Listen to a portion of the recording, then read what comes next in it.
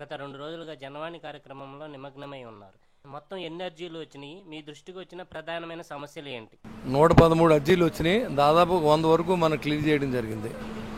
Hospital కోసం వచ్చిన వాళ్ళు కానీ, లేకపోతే వాళ్ళకి ఉద్యోగాల కోసం, ల్యాండ్ డిస్ప్యూట్లు కానీ, అధికారులతో వేధించబడిన వ్యక్తులు కానీ, పోలీసులు యాక్షన్ తీసుకోబడిన కానీ, కలెక్టర్ల దగ్గర పెండింగ్ ఉన్నాయి కానీ, ఆరోగ్యశ్రీ కార్డుల గురించి కానీ చాలా రకరకాల సమస్యలు వచ్చినాయి. అన్నీ కూడా మాకు వీలైనంత వరకు అక్కడ ఉన్న లోకల్ ఉన్న ఎస్పీలతోనూ అందరితోనే మాట్లాడి ఆ ఇష్యూలన్నీ క్లోజ్ చేయడం జరిగింది. కలెక్టర్లతో కూడా మాట్లాడాం.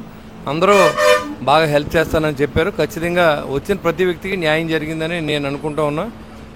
ఒక 113 మంది వస్తే ఒక 90-80 మందికి న్యాయం చేయగలిగాం. సాటిస్ఫాక్షన్గా జరుగుతూ ఉంది.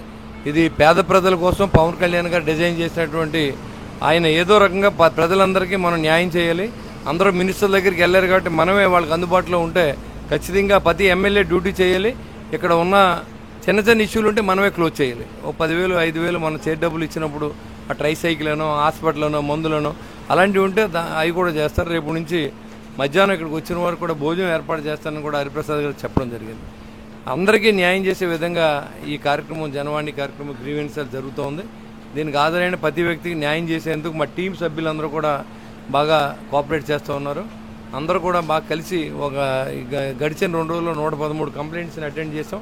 113లో 90 వరకు క్లియర్ చేయగలిగాం. ఇంకొక 23 అయితే పవన్ కళ్యాణ్ గారు స్టేట్ వైడ్ డిసిషన్ తీసుకోవాల్సిన అవసరం ఉంది. కాబట్టి అవన్నీ కూడా ఆయన వెళ్తాయి.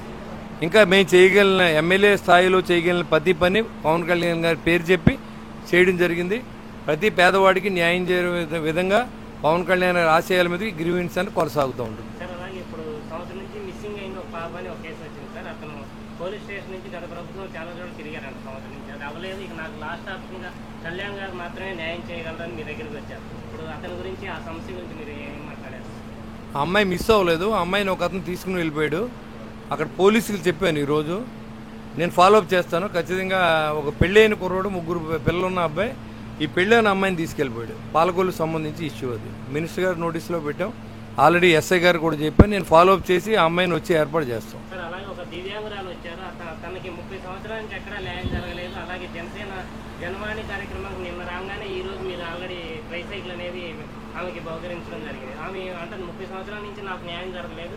అలాంటిది జనవాణిలో ఒక్కసారి నేను వచ్చి చెప్పాను, ఒక్క రోజులో నాకు ట్రైసైకిల్ ఇచ్చానని చాలా హ్యాపీగా ఫీల్.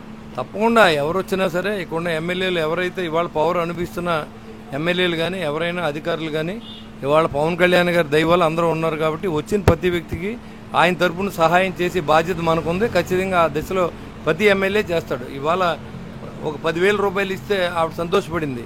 దానికి అర్జీలు పెట్టి డిపార్ట్మెంట్లు రాస్తే రాదు. అది చేయగలిగింది మనం ఒకసారి వచ్చినప్పుడు క్లోజ్ చేసుకునే కొన్ని ఉంటాయి. మందులు కావాలి, డబ్బులు, అది మనం ఇస్తే అయిపోద్ది. అది మనం మెడికల్ డిపార్ట్మెంట్ రాయవలసిన అవసరం లేదు.